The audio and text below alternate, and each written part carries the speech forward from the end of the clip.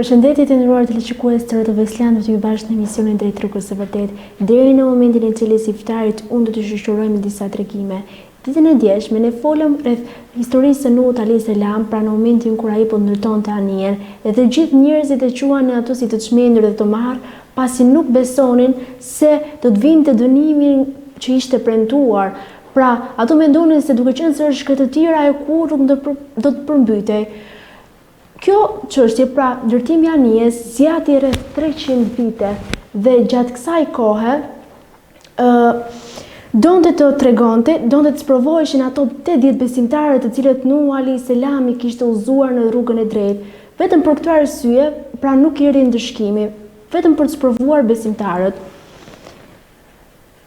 Nga përgjigja që u jepte Nuhu alayhis salam parisë së popullit të tij, teksa talleshim, shohim që megjithse ishte në pozicion depsie, ishte tepër i sigurt në vetvete dhe krenar.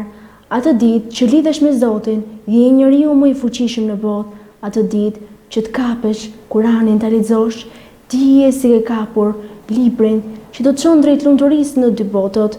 Më pas Nuhu alayhis salam u thot, dhe më vonë do të kuptoni se cili do të posojë dënimin e turpshëm, mbi të cilin do të jetë dënimi i përjetshëm. Kur erdhi urdhri ynë i caktuar për ndërshkim dhe kufoi uji prej furrës, vend ku piqet buka, ne i tham, ngarko në të çdo krijesë nga një çift dhe familjen tënde, përveç për kë është marrë vendimi i hershëm kundër ti, e ngarkoje dhe kush ka besuar, po përveç një pakice nuk i kishin besuar atij. Zoti nuk ja tregoi Nuhut alayhis salam kohën dhe momentin kur do të fillonte tufani, por i dha një shenjë me të cilën do të fillonte. Kjo shenjë ishte furra në të cilën pishte bukën, e cila do të mbushej me ujë. Sa po çihte këtë shenjë, do e kuptonte që tufani është shumë pranë për të filluar. Pyetja që lind është se pse Zoti nuk ja tregoi momentin kur do të fillonte tufani, por thjesht i dha një shenjë. Profetëve të tjerë, për shembull, Lutit i kishte caktuar momenti i tyre është mëngjesi, kurse Salihut alayhis salam i tha, kënaquni në shtëpitë tuaja 3 ditë. Kjo me qëllim që shokut e Nuhut të vazhdonin të ishin të lidhur dhe të bashkuar me Nuhun, ashtu si që kanë qenë deri atëherë. Mos të thosht dikush që do takohem me ju atë ditë që do të fillojë tufani. Pra, çështja e mbajtjes sekret të çastit kur do të fillonte tufani është se lidhjet mes besimtarëve duhet të ishin shumë të forta dhe shenja që lajmëronte tufanin do t'i gjente të bashkuar. Kjo çështje duhet pasur parasysh dhe nga ne sot. Marrëdhëniet në familje dhe në shoqëri duhet të jenë të tilla. Duhet që ashtu si që rinin bashkë me njëri tjetrin, Nuhu dhe besimtarët e tjerë, ashtu të mblidhe dhe familja, e pakta një herë në javë. Sot vërejmë që secili kërkon të largohet nga familja dhe të shohë jetën e tij private. Çështja e mbajtjes së lidhjeve familjare dhe miqësore është një çështje tepër e rëndësishme dhe pjesë e fesë sonë. Zoti e urdhëroi Nuhun alayhis salam që në anije të merrte nga çdo krijesë një çift, kjo për shkak se toka do përmbytej e gjitha. Ata do të hipnin në anijen e Nuhut alayhis salam, nga njerëzit do të ishin vetëm besimtarët. Ajeti më sipër i cilëson të gjithë grupet do të hipnin në anije në mënyrë të veçantë. Ajeti përmend familjen e Nuhut, megjithse ajo hynte tek ata që besonin. Kjo për shkak të rëndësisë që ka familja dhe një familje besimtare duhet shpëtonte nga tufani. Mos u marto për bukurinë e një vajze o vëlla, por martohu me atë që është fetare me qëllim që të shpëtosh, ashtu si shpëtoi nga tufani familja e Nuhut alayhis salam. Familja e Nuhut alayhis salam përbëhej nga prindrit që ishin besimtar, gruaja ishte jo besimtare, dhe njëri nga 4 fëmijët ishte jo besimtar. Sprove Nuhut alayhis salam nuk ishte vetëm populli i tij që nuk besonin, por dhe gruaja e tij. Këtë e përmend Zoti në një ajet tjetër ku thotë: Zoti ka sjellë shembull për ata që nuk besuan gruan e Nuhut dhe të Lutit, të cilat ishin 2 gra të 2 burrave të mirë, por që i tradhtuan ata. Qëllimi me fjalën tradhti nuk është tradhti bashkëshortore, prej së cilës Zoti ruan profetët dhe gratë e tyre, por është tradhti në besim, pasi gruaja e Nuhut alayhis salam nuk besonte në thirrjen e tij. Për këtë, Zoti në fillim të ajetit e përcakton që ky shembull është për jo besimtarët dhe jo për imoralët. Kështu lind një pyetje e vështirë: pse vallë nuk e divorcoi Nuhu alayhis salam gruan jo besimtare? Kjo për shkak se divorci nuk është i lehtë. Ai është diçka shumë e vështirë. Shohim sot shumë burra që gjë më të lehtë kanë fjalën divorc. Këta burra tregojnë se ka një dobësi të madhe, nuk kanë aftësinë e duhur që ta bindin gruan, vetëse duke kërcënuar me fjalën divorc. Kurse Nuhu alayhis salam, me gjithë problemet që kishte, e duronte gruan edhe pse ishte jo besimtare. Në një hadith të saktë të profetit Muhammed sallallahu alaihi wasallam thuhet se shejtani çdo ditë i dërgon ushtarët e tij për të shkaktuar shkatërrime mes njerëzve. Kur kthehen në darkë, ai pyet të gjithë se çfarë i kishin bërë për atë ditë. Dikush i thot se nuk ju ndava filanit, derisa e çova në immoralitet, do të pendohet pas pak, i thot. Dikush tjetër i thot se nuk i ndava, derisa shahu dhe ofendoi filanin, nuk pas ke bërë gjë, i thot, se do të pendohet. Një tret i thot se nuk ju ndava derisa u ngatrua me njëri tjetrin, nuk pas ke bërë gjë, i thot. Do të pendohen dhe do të pajtohen, derisa të vijë një që do i thot nuk ju ndava filani derisa e divorcoi gruan. Ti po, i thot shejtani dhe afron tek vetja. Ne shohim sot që divorci është përhapur te mase, vallë si e ndan burri gruan kaq lehtë. Dhe ai tha: hipni në të, me emrin e Allahut. Ajo lundron dhe ndalet. Vërtet, Zoti është mëshirues dhe mëshirbërës. Nuhu alayhis salam kujtonte besimtarët se çdo gjë që ndodh dhe duhet të bëhet me emrin e Zotit. Nuhu alayhis salam ajetin e përfundon me fjalën mëshirues dhe mëshirbërës. Kjo për të qetësuar besimtarët që ishin në anije, se megjithatë jashtë është tufan, ne do të jemi në mëshirën e Zotit. Ai u lundron me ta si dallg malet. Ai u lundron me ta në dallg si malet. Nuhu thiri të birin që ishte veçuar: o djalë, hip me ne dhe mos u bëj nga jo besimtarët. Kjo na bën të mendojmë dhe të imagjinojmë rreth fuqisë së Zotit. Uji kishte mbuluar gjithçka dhe valët e tij dukeshin si male. Gjithçka e mbuluar nga uji, përveç anijes. Kjo na bën të mendojmë dhe të jemi të sigurt se Zoti i do dhe i mbron njerëzit besimtar. Megjithse për 950 vite ata u lodhën dhe u torturuan, fundi i tyre kishte një favor. Një lutje bëri Nuhu alayhis salam ku tha: o Zot, unë jam poshtur, prandaj më ndihmo. Ne i hapëm dyert e qiellit me ujë të rrjedhshëm dhe burimet e tokës i shpërthyen duke bërë që takohej uji sipas saktimit. Atë mbajtëm në anije me gozhda që lushtronte duke u vëzhguar prej nesh. Nëse Nuhu alayhis salam dhe besimtarët hipën në anije për dërase për të shpërtuar ti o vëlla dhe motor, lundron në anijen e besimit për të shpërtuar nga përmbytja e kësaj bote. Thot Zoti në një hadith kutsi: kush i shkakton dhimbje, një prej njerëzve të mi të dashur, unë i kam shpallur lufta ti. Vazhdo në rrugën e Zotit o vëlla, nëse gabon diku thuaj: Zoti është mëshirues dhe vepro punë të mira. Hip në anijen e besimit, se sa do që ti ndallgët e mëdha dhe të rëmbyeshme në fund e këtë sigurt shpëtimin.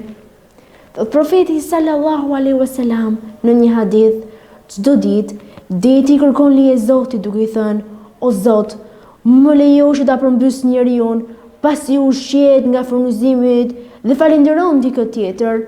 Qeti thon: O Zot, na e plir të ta shkatrojmë njeriu pasi ushqehet me furnizimin tënd dhe falenderon dikë tjetër. Toka i thot: O Zot, më lejo që ta përpi njeriu pasi ushqehet me furnizimin tënd dhe falenderon dikë tjetër. Por Zoti u përgjigjet: I lini, pasi dhe ju, nëse do t'i kishit krijuar, do t'i mëshironit. Anija e Nuhut alayhis salam ishte dorras në Gozhda, kurse anija e sotme është Kurani dhe ecja në gjurmët e profetit Muhammed sallallahu alaihi wasallam. Ndoshta do t'talin njerëzit kur të shohin në atë anije, do të thonë se akoma je vogël o motor për të mbuluar. Kur të rritesh, plakesh dhe mbulohu. Do të shohësh shokët dhe shoqet e tua që argëtohen me kënaqësitë haram, do të tallen me ty që nuk bashkohesh me ta, por ti qëndroje fort dhe mos u shko pas.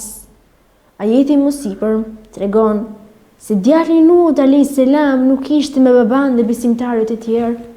Kurani përshkruan se ishte veçuar, mendonte se ndëshkimi i Zotit nuk do arrinte. Ashtu siç mendojmë, shumë njerëz sot si janë të ruajtur dhe të mbrojtur nga një ndëshkim i Zotit, u duket si janë mirë në atë gjendje që janë dhe nuk bëjnë asnjë përpjekje për të ndryshuar. Nuh alayhis salam e ftoi të bashkohej me të në anije që të shpëtonte nga tufani, por ai ja ktheu. Ai tha: Unë do të gjitem një kodër që do të mbrojë nga uji vërshimi. Nuh tha: Sot nuk ka mbrojtës prej dënimit të Allahut përveç atij që ai e ka mëshiruar. Vala hyri mes të dyve, ai djali u mbyt në ujë. Nuh alayhis salam pa që djali i tij do të mbytej dhe me dëmshurinë e babait i thiri që të bashkohej me të, por djali mendoi se do të ruhej nga ndëshkimi i Zotit duke qëndruar me kodër ku nuk do arrinte uji. Ai harroi se toka ku banonte fillimisht nuk ishte ujë dhe se babai i tij e ndërtonte anije në thatësirë. Megjithatë, nuk I mjaftoi si argument për brefsuar mbi profecinë e të Atit. Pas një udhëtimi të gjatë, anija e Nuhut alayhis salam ndaloi mbi malin Xhudi, ku Nuhu u lut me lutjen e njohur: Zoti im, më fal mua dhe prindërit e mi dhe ata që hyjnë në shtëpinë time duke qenë besimtar, edhe besimtarët e besimtarët, ndërsa jo besimtarve mos u shto tjetër, vetëm dëshpërim. Kushdo që lexon surën Nuh dhe përmend fjalët besimtarët dhe besimtarët, hyn tek ata për të cilët është lutur vetë Nuhu alayhis salam. Prandaj lexoje sa më shpesh shovullak këtë sure. Thot Zoti në Kur'an: Ati ju tha: O Nuh, sprit në paqe, që do thot: O Nuh, sprit ti dhe pasuesit e tu me paqe dhe stabilizohuni në tokë. Ati ju tha: O Nuh, sprit me paqe prej nesh, do t'jepen të bekimet tona për ty dhe për njerëzit që janë me ty, kurse një popull I tjetër do I japin kënaqësi dhe më pas do I godas një ndërshkim I dhimbshëm. Pasardhësit e Nuhut alayhis salam që zbritën nga anija ishin 3, fëmijët e tij, Sami, Hami dhe Jafithi. Emrat e tyre I ke mësuar nga një thënie e profetit Muhammed sallallahu alaihi wasallam që thot: fëmijët e Nuhut janë 3, Sami, që është babai I arabëve, Hani, që është babai I abisnasëve dhe Jafithi, që është babai I romakëve, europianëve. Nga pasardhësit e këtyre të 3-ve erdhën të gjitha racat e njerëzve deri në ditët e sotme. Çdo arab rridh nga fjala Sami, çdo njeri me lëkurë të zezë rridh nga fjala Hami dhe të tjerët, ku hyjnë europianët dhe racat e tjera rridhin nga fjala Jafithi. Secili nga 3 djemt banoi në një pjesë të tokës, kështu Sami banoi në lindjen e mesme, Hami banoi në kontinentin e zi, Afrikën, dhe Jafithi banoi në kontinentin e Europës, secili prej tyre ishte besimtar. Kështu i takon që europianët të kenë qenë besimtar dhe musliman fillimisht, po kështu Afrika dhe lindja e mesme. Kështu jeta në tokë pas Nuhut a.s. filloi me besim dhe monoteizëm. Kjo tregon edhe një herë që në origjinë është besimi dhe jo ateizmi dhe idhujtaria. Kjo është diçka shumë e rëndësishme, pasi të jep besim në vetvete, teksa e trajton çështjet e perëndimit. Islami dhe monoteizmi atje është në origjinë, lidhet me Zotin janë në origjinën e perëndimit. Ne kemi besim në vetveten tonë dhe kemi besim në rrugën tonë, që është Islami. Gjithashtu do flasim dhe rreth historisë së profetit Hud a.s. Gjërat e historisë së Hudit ndodhin në jugun e Gatishtit arabik, mes Yemenit, Amanit dhe Arabisë Saudite, zonë që tani njihet me emrin Rub Khali. Rub Khali ka dhe një emër tjetër, i cili përmendet në Kur'an, El Ahkaf. El Ahkaf janë duna gjigande, rëre të imët që përpin këdo, ashtu si që përpin ujërat e oqeanit. Prandaj kjo zonë është e shkretë dhe e pabanueshme. Megjithatë, vërim se zona El Ahkaf në atë kohë ka qenë shumë pjedhore dhe e mbushur me lumenj. Kjo do të thotë që Gatishulli arabik, me gjithë shkretirat e tij, ka qenë i gjelbëruar dhe me tokë pjedhore. Me të drejtë lind pyetja, përse kjo është shkretëtirë dhe thatësirë që e shohim tani? Shkaku është se Zoti, duke shkatruar popullin e Adit, e la vendin e tyre të shkretë me qëllim që të jetë si shenjë për atë që u ndodhi. Ne nuk e dim se në të vend jetoi Nuh a.s. apo Ademi a.s. Kurse, për sa i përket popullit të Adit, Zoti na ka treguar këtë në Kur'an. Kujto vëlla Adin kur e këshilloi popullin e tij në Ahkaf. Kjo me qëllim që ta kujtojmë gjithmonë se si u shndrua një zonë të gjelbër dhe pjellore. Tani duhet ta ndërpresim, pasi është momenti i çeljes së iftarit. Argjërim të pranuar të gjithë argjëruesve. Asalamu alaikum.